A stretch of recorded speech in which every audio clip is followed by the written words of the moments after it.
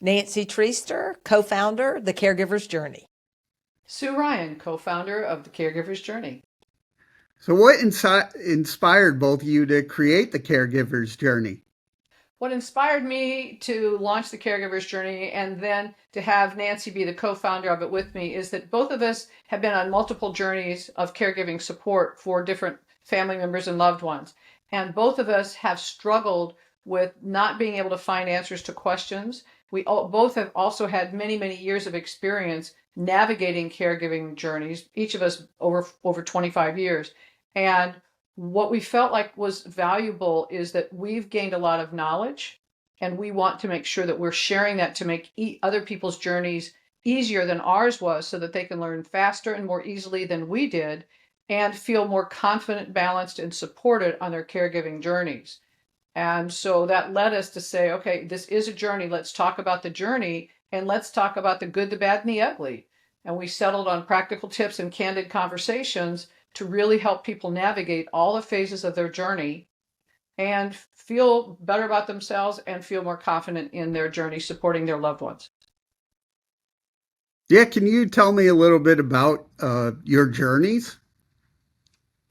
I'd love to start with too, Michael. We actually focus on dementia caregivers specifically, just making sure that the audience knows that. And I started with supporting my mother, who supported my father, who had Parkinson's 25 years ago, for 25 years. He just passed a year ago.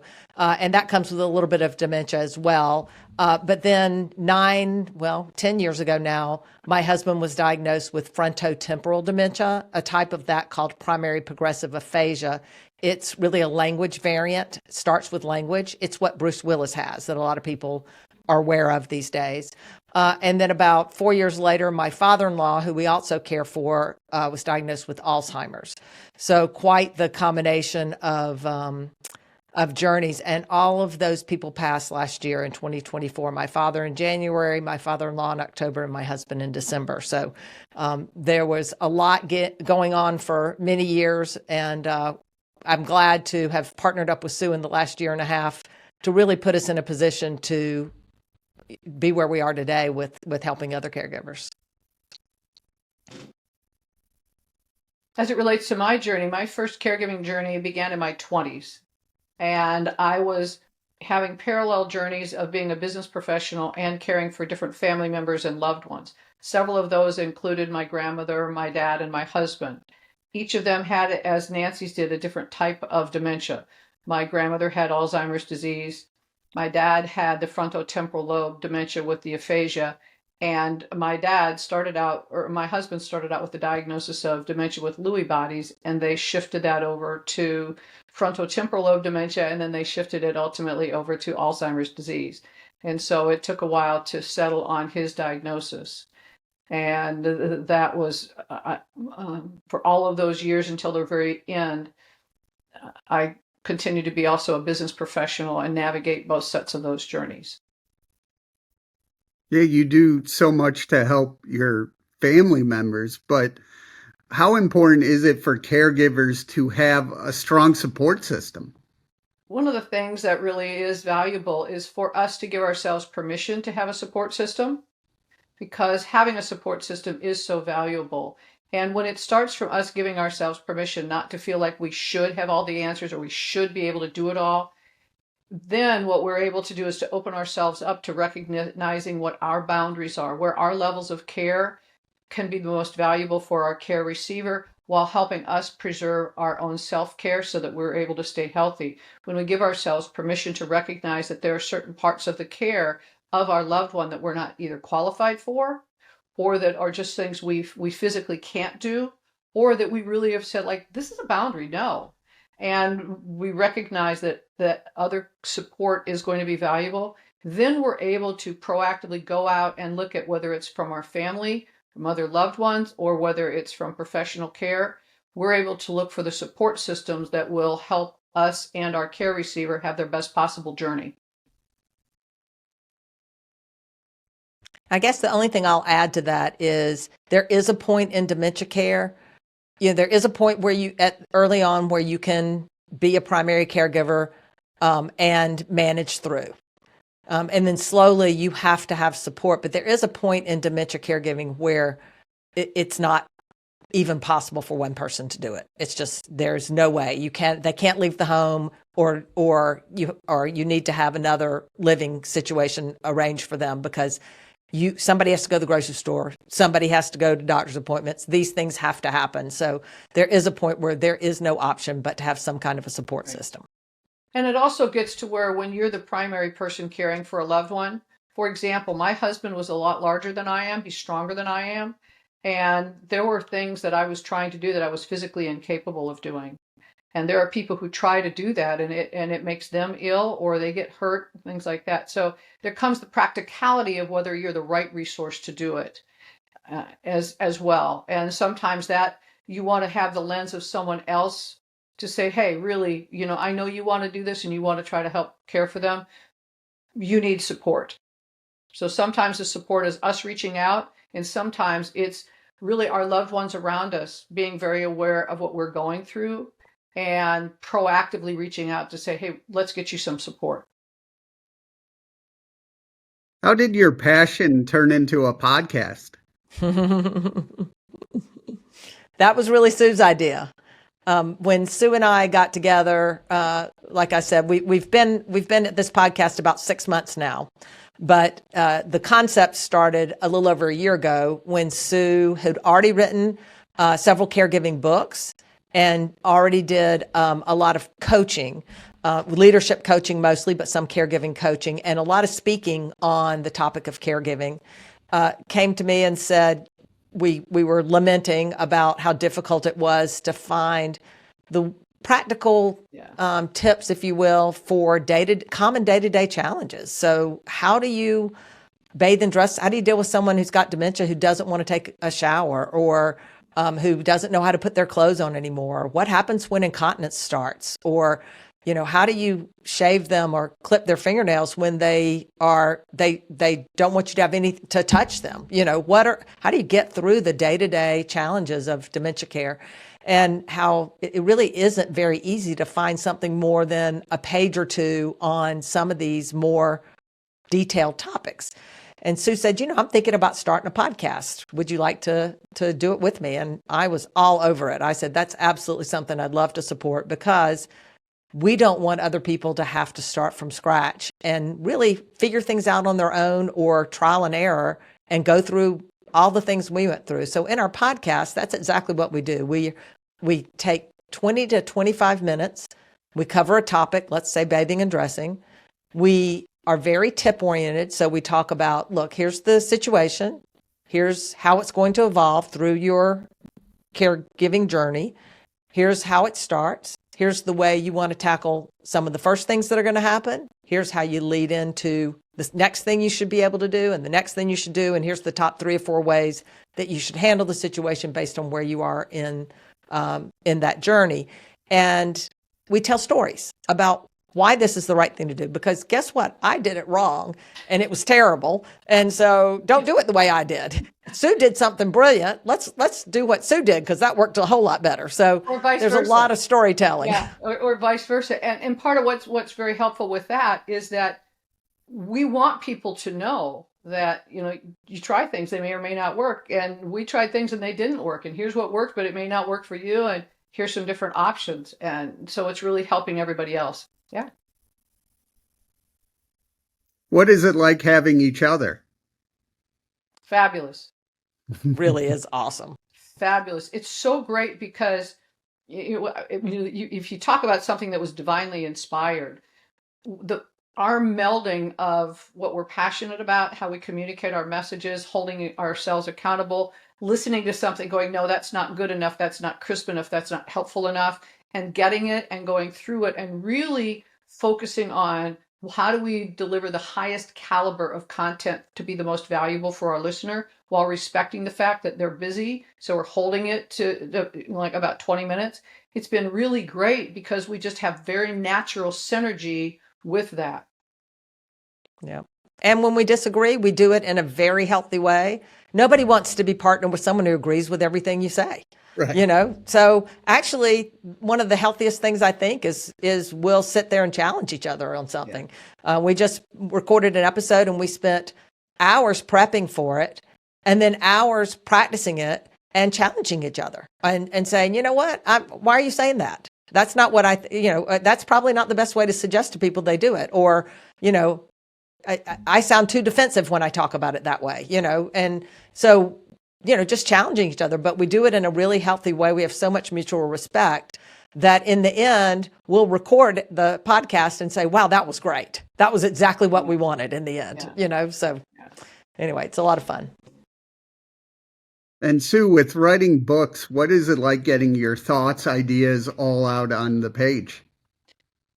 The reason that I wrote the book, and Nancy and I are co-writing another book, is that I am passionate about reaching people, whatever medium they're going to be at, to share the messages, the lessons that I've learned to help other people.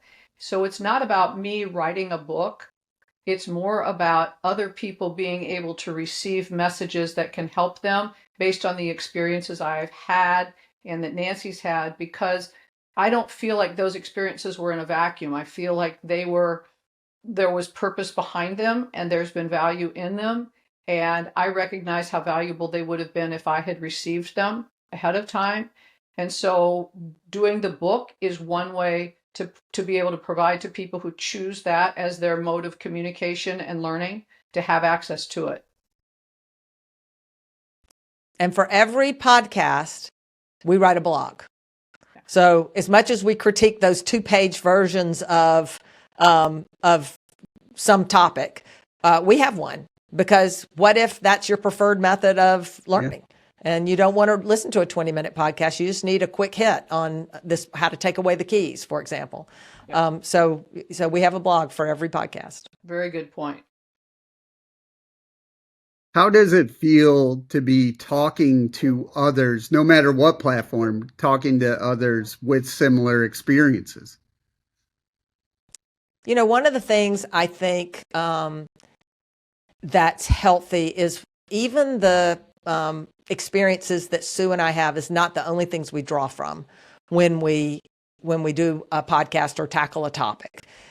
We both have learned from support groups. We've both learned from other people who've called and talked to us about needing advice or just want to share their experience. And we take that input not just as interesting information, but as another point of view when it comes to discussing a topic. And we've even had listeners that we've talked to or emailed back and forth with who've said, well, I'd be really interested to hear more about I forgot, there was one just recently that we did specifically because a listener, how to travel with my caregiver.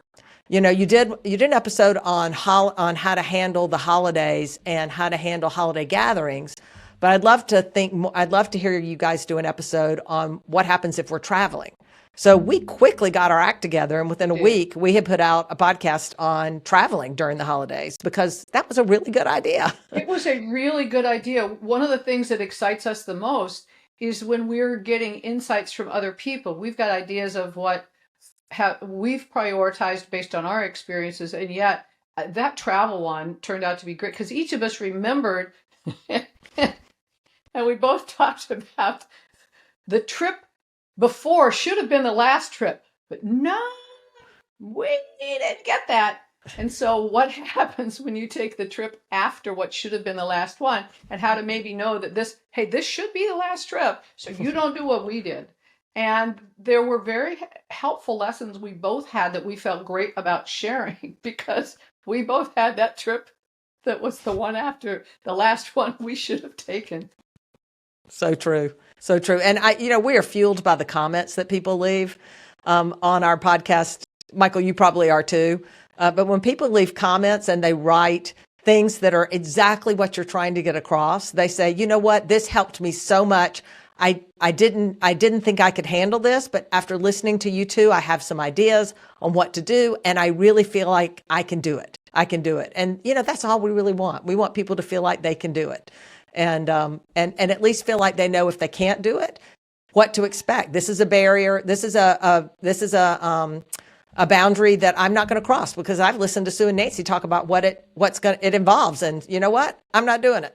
So you know what? That's just as good a piece of information it is to know how to do it. What have you learned from each other? Oh, so much. Mostly I've learned from Sue. Let's be honest. Sue is naturally probably one of the most empathetic, compassionate people I know. And I will tell you the biggest lesson I've learned from Sue, or how about this? I'm still trying to learn from Sue. Sue has this theory that when it comes to other people joining you on your journey of dementia caregiving, and there are people who will want to come visit your care receiver, who want to come be a part of what's going on in your life and come over on a regular basis. And then there are going to be people who they just can't do it. Either they don't want to see someone that they care about in this situation. They don't want to, that reminds them of a situation before that, for example, their mother or their father went through dementia and it's too upsetting to them to do it. There's lots of reasons. And Sue has a lot of compassion for not judging people who don't want to join you on your journey. And I struggled with that through my husband's journey. I have to say, people that were close to him that I really wanted to see more of. But she's right. That's not my journey, and it's not my feelings. I have to respect what they're doing is they're trying to set their boundaries on what they can or can't deal with, And so anyway, that's just part of what I've tried to learn from Sue, among many other things, by the way. But that's just one, probably one of the biggest ones that I've learned. And it goes both ways, Michael. I've learned a lot from Nancy, and I know that we'll continue to be learning a lot from each other. And part of what I've learned about Nancy is her thoughtfulness in the journey, is that she is looking at what's the best for my loved one, where they are. How do I make sure that they're in the safest environment? And for those people who are surrounding her loved one. For example, she kept her husband at home. They kept her dad at home. They kept her father-in-law at home. How do you do the very best of finding the resources that are going to have the capacity to support them and then put them in the best position to provide that care? And then monitor that so that they know what to do and they understand the expectations, and it makes it a lot easier. And so she really understands how to do that and how to make that plan. And what's easier about that is that when care comes in, the carers are able to do a much better job because expectations have been set. They know that they can communicate, and they're able to measure how progress is being made. And it's fabulous to watch. It's one of those things you wish you never had to know about someone. and yet from it, part of what I observe where we are is I observe in the moment what's going on. And then I also have the lens of, that would make a great podcast episode. She does. So that says all the time, that'd make a great podcast. Make a great podcast. Wish we weren't going through this. But since we are, the way you're handling it would make a great podcast episode to be very helpful to somebody who doesn't know, hasn't gone through it. What do you do to help your own mental health? We both are pretty good at that, I'd say. We both learned the hard way. We both found ourselves at that point, which almost every caregiver does, that you are falling apart. That's, either your things are not, you're not able, you can't handle it. And you have to come to that internal point where you say, I don't have this. I want to got this, but I don't. And we both recognize are self-introspective enough to recognize it when it happened and to do something about it pretty quickly. There are a lot of caregivers it's really hard for them to figure out that they're at that point. And most caregivers will get to that point. I find caregivers who've been on more than one journey are a little more insightful about the fact that of not losing themselves in the journey. They know they have to take care of themselves as well as their care receiver. One of the things that Sue and I like to say is caregiving is a team sport. You're not just responsible for the care of your care receiver. You're responsible for your care as well, and you are just as responsible for caring for both people. So once I fell apart and realized I was not doing a good job, I quickly got more external, more socialization with friends at lunches. I took a couple of vacations a year and really prioritized having to pay a caregiver to come take care of my husband, or prioritized doing that so that I was taking care of me. Yeah, and the thing that I learned, because I also learned the hard way, I did, and which I think is reasonable, because like Nancy said, when you're doing it the first time, you don't know what it is you don't know. You don't know when you keep shaving off to do more and more and more for them, and you want to, you choose to, they're dependent on you, so you're doing it because you want. You don't really know necessarily where your boundary is, so it's reasonable we would find our boundary the hard way. And one of the things I did, because and Nancy's very much this way as well. We can do this, we can do this, we can do this, we've got this, we can do this, we can do more, we can do more. I got an accountability partner. I got someone who I had to be accountable for until I got it on my own, for them to be looking at my boundaries with me, to be asking me questions, to really be pushing me and having me convince them that what I was doing, that I didn't need help or whatever. And when I would have the conversation with someone else, which is much different than the conversation I would have in my head, which would be, I'm exhausted. Come on, you can do this. You know how you can do this. But I could really use it. No, come on, you can do this. It's just a little bit more. It's just a little bit more. Well, when that's a real person instead of a head puppet, they're not going to let you get away with that. And so until I learned in my very first few journeys, you'd have thought I'd have had that figured out, but I didn't. So I finally learned to get an accountability partner that until I could figure out what that was, they helped me. Yeah. I really like that head puppet phrase. Well, it's true. We've all got them. Yes. So where do you want to see your mission, the podcast, everything, in the next 3 to 5 years? Yeah, our goal is to affect or help caregivers, dementia caregivers around the world. And today we have about 60% of our listeners are outside the U.S. And I wonder sometimes how they found us. You probably have the same thing. Like, how did this happen? But we have a lot of support. We're glad they did. I'm glad they did. There's a lot of listeners outside the U.S. and so we're down that path. We are not for profit. We just made that transition in the last couple of months, and our goal is to continue to expand the number of resources. As Sue said from the beginning, how do we build resources that people can leverage to learn, no matter how they like to learn? Do you want to listen to a podcast? Do you want to read a book? Do you want to look at a booklet? Do you want to go to a workshop? Do you want to go to online learning? How is it that we can get the information for day-to-day dementia caregiving challenges, how to tackle those? What are all the different ways we can get those out there, keep them updated, and then get to as large an audience, as many people as we possibly can. The goal, that's part of why we became a not-for-profit. We want this in the hands of everyone in the world who has to deal with dementia caregiving as a family caregiver. How can people reach out and learn more? Number one place is thecaregiversjourney.com. That's our website. And on our website, we have access to where our podcast feeds are, the different places they are, whether it's Apple, whether it's on YouTube, Spotify, the different locations it's at. It also has email information. We're also on Facebook at The Caregiver's Journey, and we're also on Instagram. So all of them are The Caregiver's Journey.